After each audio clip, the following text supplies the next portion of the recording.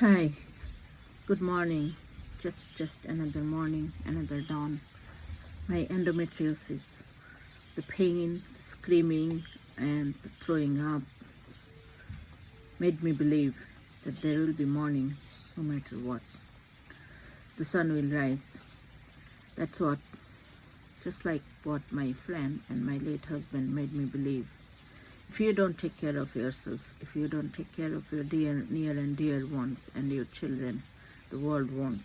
That's the truth. That's my message. I'm trying to convince you. No matter what, take care of yourself. As I said, your right hand should go for your left hand when your mind is weak. When you start thinking, is this what I'm supposed to be doing after so many years of dedication to my career, or after so many years of victimization? I was not allowed to talk about suicide.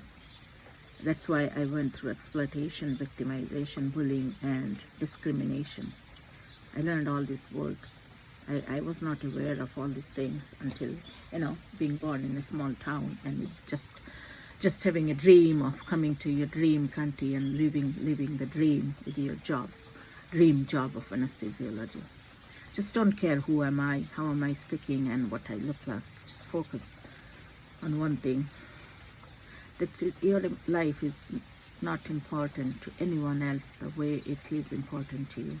The world doesn't care. There are few billions and people in this world. So either you take care of yourself or no one else does. No matter what. No matter what, your right hand should go out for your left hand and convince and hold it until you feel strong enough again. If there's something you are doing which you don't want to do and which is draining you out, pushing you towards being weak physically, mentally, it's time to stop. It's time to think. See, the world is beautiful. Whether I am an anesthesiologist, whether I am doing my job or not, the world has been beautiful outside. Whether you make it, whether you feel it, whether you realize it or not, it stays like that. So the choice is yours. You make your choice what you want to do. I lived a life. Don't get me wrong, I'm not depressed or suicidal. I just want my story to help at least one person to turn their life, or turn his or her life.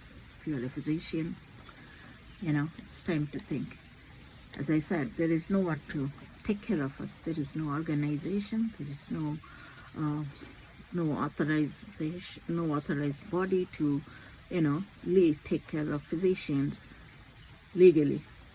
Especially we Indians or other people, maybe, we come from this poor country, thinking it's going to be to live our dream in dream country, dream job. Physicians are supposed to be rich.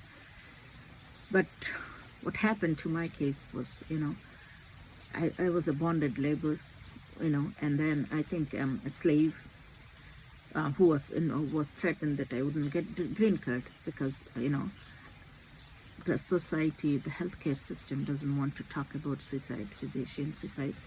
We have to hide that everything I went, all kind of bullying and discrimination, being a female, a single mother, and Asian, or discrimination against disability. I had been thrown out of my job when I couldn't walk for years due to work-related plantar fasciitis. I could not use my hands due to severe elbow tendinitis, and I ended up having gastric ulcer by taking by overusing NSAIDs, because obviously in the US I'm scared to take opioids. I'm still thankful to God I'm alive. If you don't know what does that mean, let me tell you, if you have gone through something like me, you would realize that too.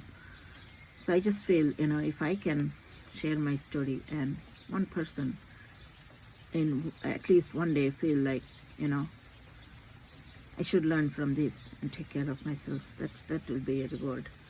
I was not allowed to talk about suicide of my physician friend or my late husband until I joined Pamela Wiebel's trauma recovery group.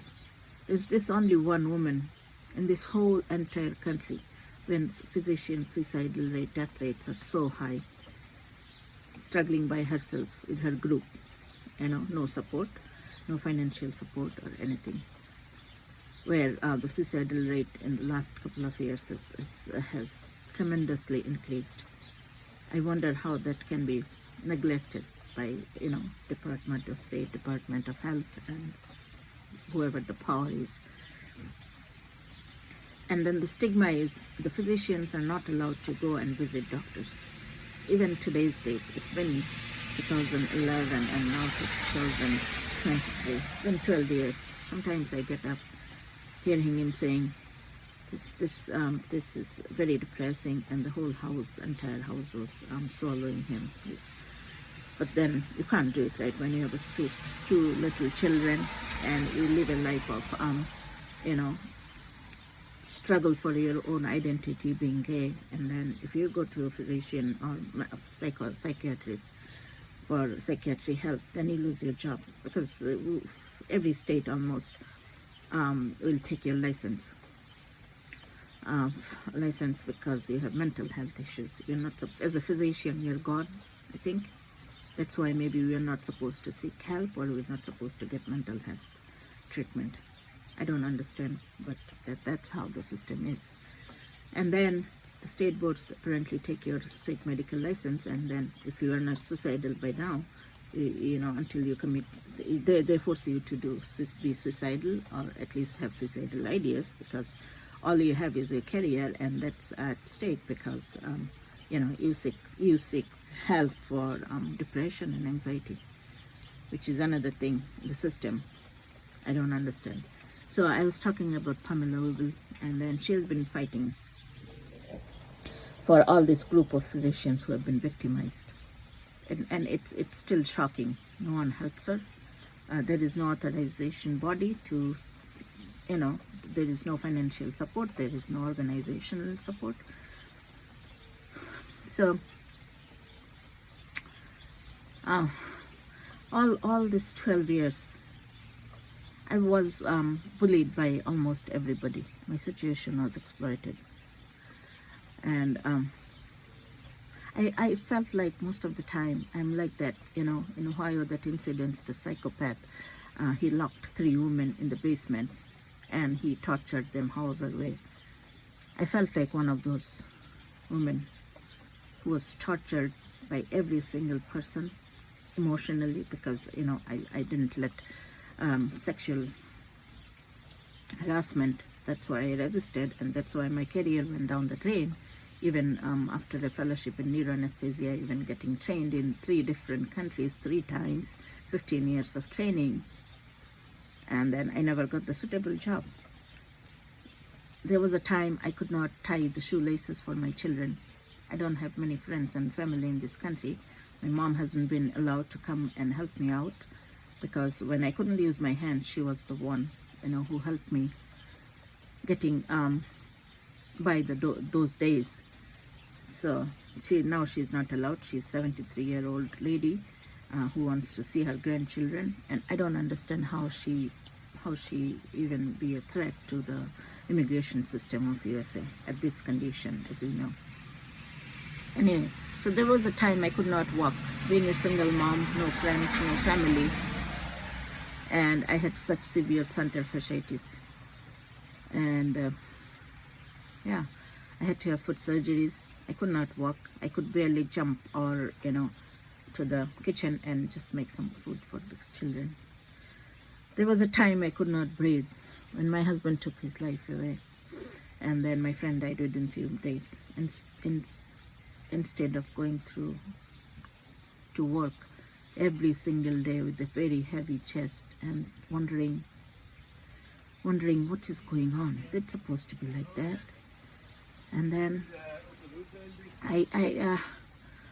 but I had to go through bullying after bullying, interviewed in all the topmost places in my dream country, let's say, and being bullied, humiliated.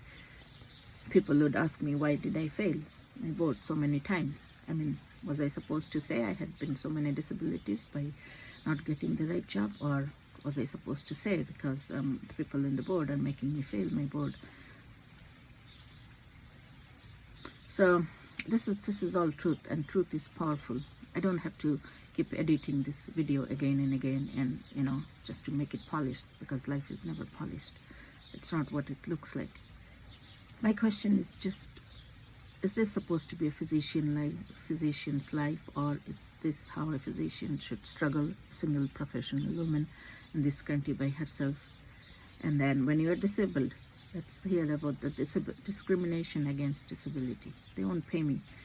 My personal disability group, when I had those carpal tunnel and all, I thought I have to have something, to support the children. So I had a personal disability policy, and I've been going up on the policy because of my health condition, and I'm a genuine case. Even though there were attempts in each state made, each disability stage of my life was made to corrupt, and anyway, so this disability discrimination, they stopped paying me my personal disability without any reason. I was told I was fit to work when I was not. So that's how I ended up having a second plantar fasciitis and rupture of all my soft tissues on my left foot.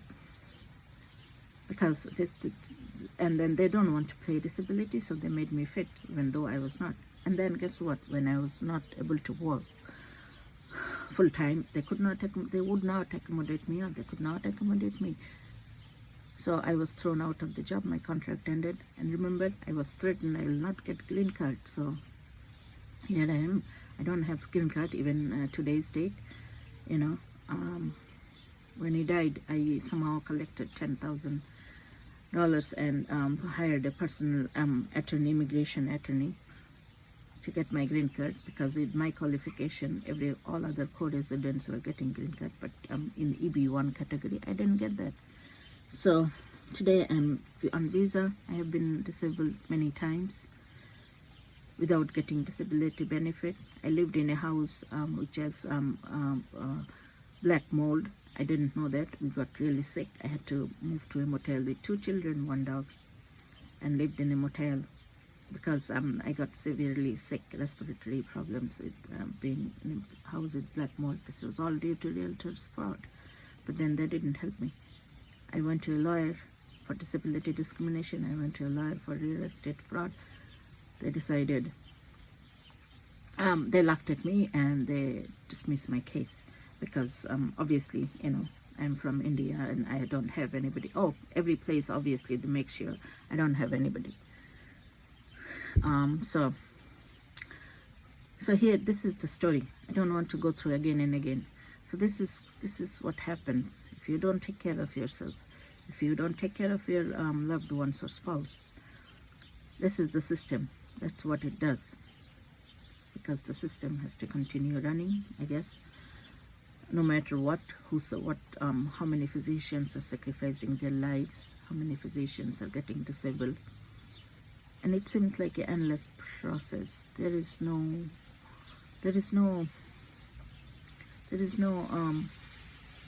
remedies to it, because nobody is taking any care.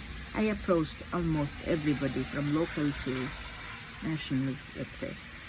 I emailed whoever, CMO, whoever, the president of medical board, and everybody. And obviously starting from HR for discriminations. I was threatened, and then the next thing I know is I've been threatened and, being discriminated or exploited in a different way. So I take all these risks, and then I'm trying to convey the message to you. So that's pretty much it. But no, never mind. There is mourning every day. There is no need to react to all this. If you are listening to this, but at least you can share it with the other friends, so that they start taking care of themselves. Not because I want thumbs up with Facebook, but share it too, and then you can console yourself if you have been through at least 100th or 1000th amount of discrimination. There are people we're going through, and that giving up is not the solution. You have to keep going, you know, with the hope that maybe the slavery of physicians' life victimization will one day be over. Because these days there is a lot of talk about DEI, diversity, inclusion, equity, inclusions. I wish the talk was more implemented into action, you know, so that maybe it could have saved many lives. That's it pretty much. And then, so you take care of yourself, no matter what. This is the world. Thank you for listening, though.